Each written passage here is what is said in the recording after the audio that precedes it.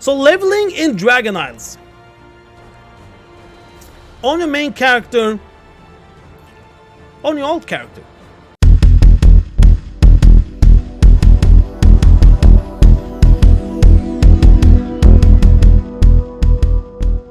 Now, in Dragonflight, you're gonna have the 4 zones.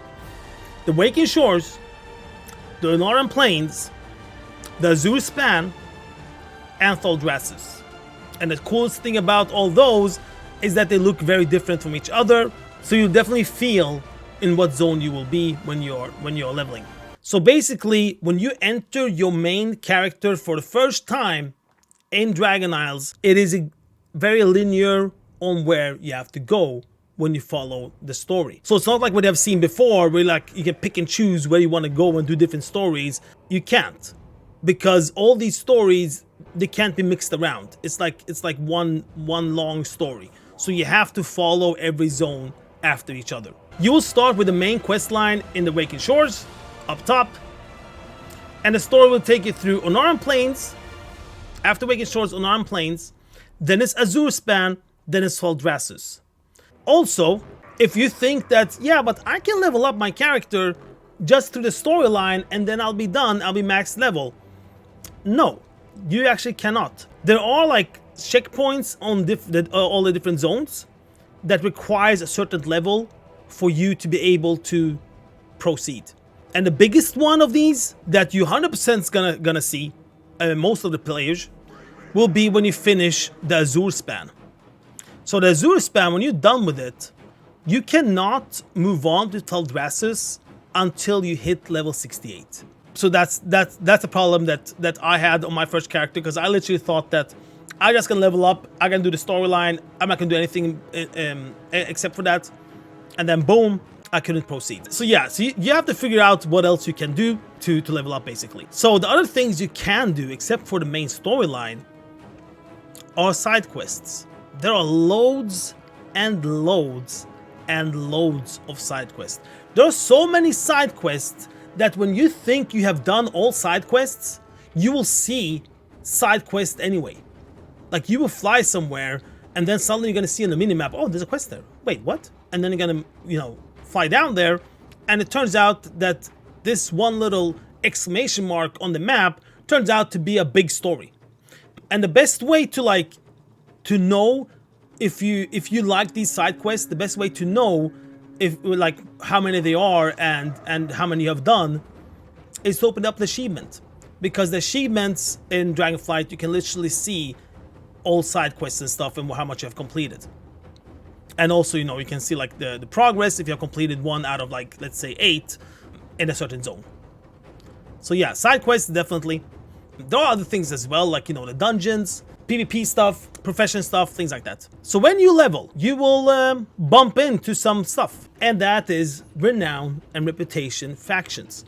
Now, in Dragonflight, you will have 4 Renown factions and 4 Reputation factions. What's the difference? Well, with the Renown, you will literally have reward for each level. So when it comes to Renown, you're gonna have Dragon's Gate Expedition, you're gonna have the Maruk Centaurs, you're gonna have the Skara Tuskars, and you're gonna have the Voldraken Accord. You will unlock all these. They won't be like available. Yeah, you won't be able to see like the rewards or anything.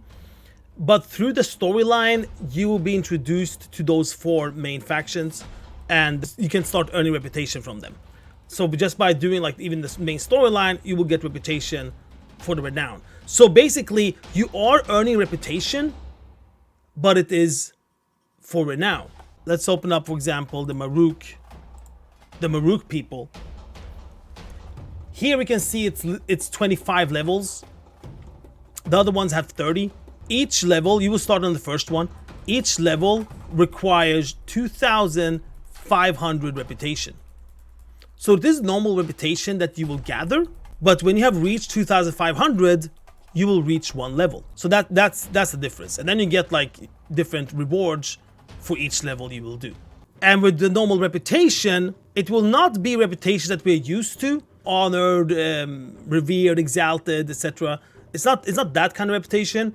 It's more reputation that you have seen, for example, with Venari how much she likes you, or if you played back in Mr. Pandaria, how much the people in the farming area liked you as well. Then it's a vendor where you unlock the stuff that the vendor can sell to you based on how much they like you. So if you look at those with Cobalt, for example, I'm low. They literally just call it low. And then I think they call it like high and stuff like that. With Rathian, they call it acquaintance, and then you have different ranks after that, up to 6 ranks. Arts and Consortium, they call it respected, and then they have up to 5 ranks. So based on those ranks, I unlock things from the vendor. Whereas Renown, every 2,500 reputation, I unlock a new level where I get cool stuff. And the cool thing about the Renown system, mainly the Renown system, is that the more you play the game, the more things you will unlock. Basically, the more content you unlock to do. So if you want that, that's what you go for. And it can be like, you know, special events. It can be cool world quests like rock climbing, which is pretty awesome world quest, or just sit on a raft and take pictures, or even like a balloon and take pictures and stuff like that. Also about Renown is that it's very tied to profession recipes. So if you're a person that you really want to get your professions up, you need to check what Renown are tied to the professions that you are going for. Most Renown will have like all different recipes of professions, but there are some, for example, leatherworking. Man, leatherworking was literally only the Maruk Centaur that rewarded you with professional recipes for leatherworking. Not any of the other ones. So you have to check like what should you go for. All right, so that's about the Renown and Reputation when you level up. One more thing that you'll bump into when you level up, well, that's the world quest. Yeah, it will not be at max level. You can literally unlock world quest 68. But here's the thing. To unlock world quests, there are certain things that need to be done. 2 main things. Number 1, you have to be at least level 68.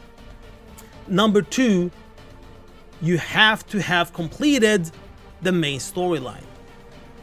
So that's why you're probably going to be more than 68 when you unlock it. But the minimum is 68. And you can start doing the world quests. Then you get a quest to go to the main city, the Valdraken, and then they will tell you like what the world quests are about and stuff like that. Alright, let's look at some cool numbers. Gearing. So I went through all the type of eye levels that you can get when you are gearing up your character. Well, basically what the reward you are getting when you're leveling up. They boosted this one up. It was much lower before, but then they boosted it up some weeks ago on one of the builds.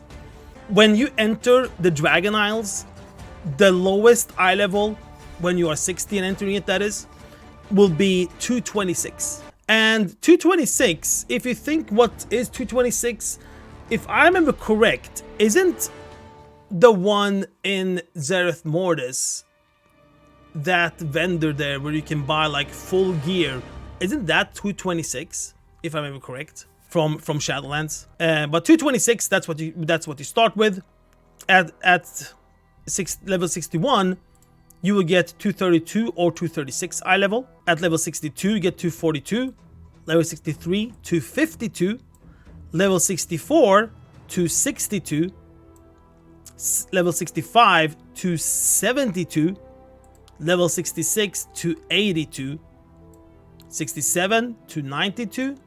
68, 302. Now we have increased it to the 300 part. So at level 68, that's when you reach above 300. Or 300, from 300 and above. 69, 312, and level 70, 323. But at level 70, there's so many other things you can do to gear up. The pre-patch that is coming out 15th of November, not the pre-patch that came out now, the one that's coming out later, that event will drop 252 eye level gear. And also the pre-patch vendor sells 252 eye level gear. So if you would gear up through that way, like if you have like a new class or something, a new character you want to play with, and you gear it up through the event, the pre-patch event, you'll be like 252. Well then, after level 63. So from level 64, that's when you're gonna start needing things from the quest rewards. Now, if you have been hardcore in Season 4, meaning you have done like the mythic raids, high and plus and whatever, and let's say that you are above 300 eye level, well then you'll be level 68 before you start needing stuff from the quest rewards. So what you can do is that you can check where are you right now with your character. Like for me, for example, on my hunter, what have I done with my hunter that I mained in Season 4?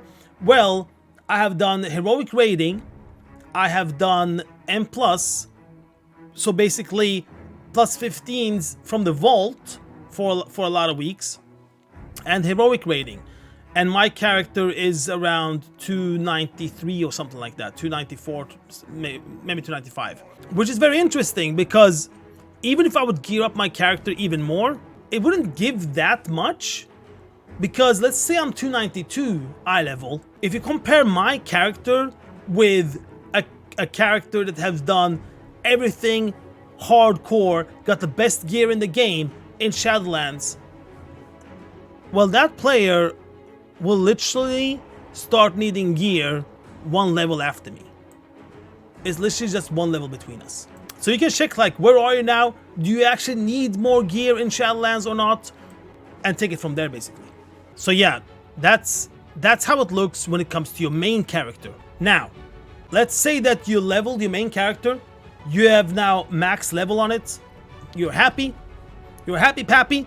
And you think, alright, now it's time for me to bring my alt into the game. To see what that's all about.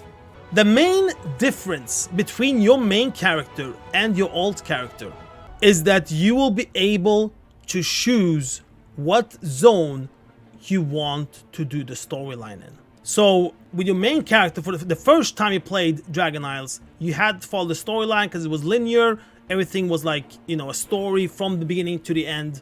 But since you have done it already, you can now choose where you want to go. And you can either do that through a map that you click on when you reach the waking shore, or even if you fly to one of the zones, you can see where the quest starts. You don't have to go to the map. You can literally just fly there. You can see on the map where the quest starts, and you start it just by flying there. So you can decide which one you want to do. So yeah, you can jump a little bit however you want to do when you level a character, which is really, really good, because it's a lot of things that you unlock with your alt. So you don't want to be in one place only. So yeah, the scouting map is located in the Waking Shores. It looks like this, and the location is right there. And that's where you're gonna start. Like, you start a wing quest when you enter Dragon Isles in the Waking Shores. Alright, so what do you get? One of the things that you unlock on your alt directly once you enter Dragon Isles is world quests. You will see them, you open the map, you will literally see them. You don't have to like go to the main city to activate it or anything. It's literally there directly. And the world quest is very interesting because it has higher eye level than the quest rewards. So if you're level 60 and you see a world quest, it rewards 239. And if you take a look at level 6, it's 226. So it's like 13 eye levels higher from the world quest. So if you need gear and stuff while you're leveling, you can check those world quests out. Or if it's like close to you, you can just do that fast. And then it goes, of course, higher and higher the more you level up basically. So at 67, you can get 309 gear from world quests. At 67, you're still below 300 from the normal quest rewards. So that's pretty good.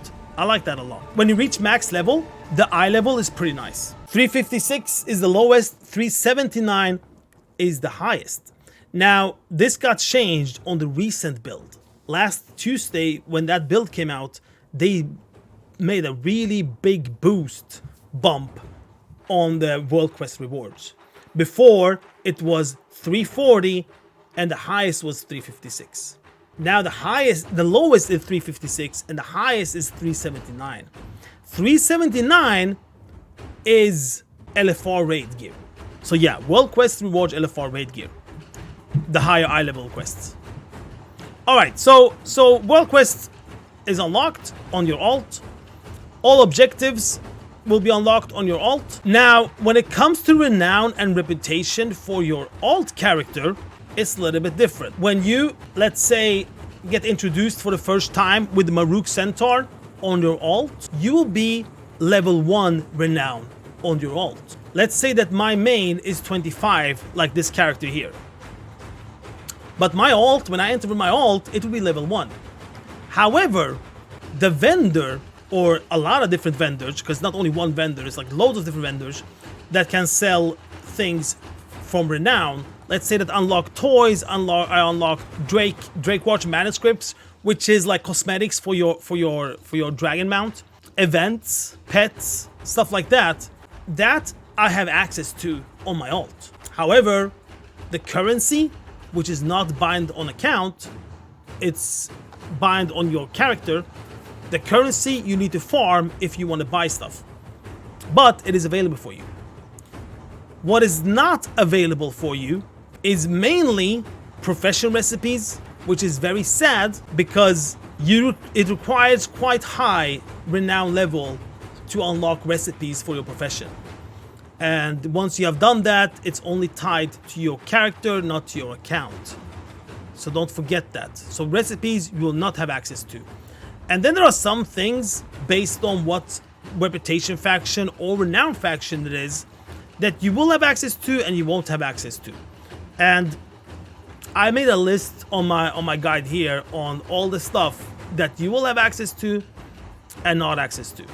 So the things that I said that you will have access to, except for that, there are some renowns that unlocks cool world quests that you will have access to on your alt. And there are some renown, for example, this one, the Dragon's Expedition, you unlock quite a lot of stuff that has to do with outdoor things, like treasures and different type of treasures and stuff like that. All that you'll have access to on your alt. So if you look at what you don't have access to is the gear. Well, all renown will give you, I think, 2 armor with a little bit higher eye level, and that you will not have access to on your alt, and all profession recipes. In general, think like this. Everything that gives your character some kind of power, you will not have access to that on your alt. So if you take this Tuskar Renown area, it's the same there. The gear and profession recipes. If you take the Maruk Centaur, the cool thing with Maruk Centaur is that you will have access to a horn in the end, and that horn will bring you a pet that will fight with you. And you will have abilities with it. You have its own talent tree. You have its own cosmetic talent tree. You can choose if you want a bird or a dog. In the beginning, it only spawns in events. Later on, I can spawn it whenever I am in outdoor in Dragonflight right now. That is player power. So I will not have access to that on my alt, which is very sad because it would be cool if I could spawn a pet on my alt as well that will fight with me. So it's quite a lot of things when it comes to the Maruk Centaurs that you will not have access to. So the companion when doing the hunt, which is the pet, companion talents, you will also unlock a teleport, which is really good. It teleports you to Renown Plain, certain location. You won't have access to that on your alt. All the gear you don't have access to. All professions you will not have access to. There's a toy, which I don't know if it's bugged or not because it's a toy. And that toy spawns a bird, and that bird becomes a mailbox. And for some reason I couldn't have access to that on my alt. But maybe it was just a bug, we will see. And if you take Draken Accord, that's one of the other renowns. It's only the gear and profession recipes. And that's actually not only, that's quite a huge thing. That was a renown. And when it comes to the other rep factions, one is Sibelian, one is Rathian, it's all about the gear that you don't have access to. Everything you still have access to, which is really good. Then we have something called Cobalt Assembly Reputation, a rep faction. Now this Cobalt Assembly is a very cool place because it's an area with only elites. And that area, when you kill the mobs, they drop an orb like they do in Torghast. And when you click on the orb, you can choose between different type of power like you do in Torghast. However, it's not class and spec specific power, it's more general power. For example, like if you you can choose that whenever you open up the world map, it does an AoE explosion. So suddenly your M button becomes AoE damage. And that Cobalt assembly area is all about killing elite mobs, getting reputation, and with reputation, you'll have access to certain things. Also, what it does is that it has its own little power talent tree, so you can be even more powerful when you are in that area and killing those elites. So when it comes to what you have access to on your alt, you will not have access to that powerful talent tree. You have to redo it on your alt. And for some reason, you don't have access to the customization items, but that must be 100% a bug because customization has always been available for alts. And then you come to Artisan Consortium, the last rep place. Artisan Consortium is literally your profession rep faction. It has loads of different things when it comes to reputation. And what you don't have access to on your alt, it's all the profession recipes. So basically, that main faction is all about profession and you don't have access to it on your alt. And also, there's something called knowledge points. We're gonna jump into knowledge points next time when we're gonna talk about professions. But knowledge points is to boost up your profession and certain specs about it. And you can get access to more points through this rep faction, but you can't get access to it on your alt. So that's a little bit like what happens to your alt character. That's also what happens to your main character when you level up. So yeah, there you go, guys. There you go.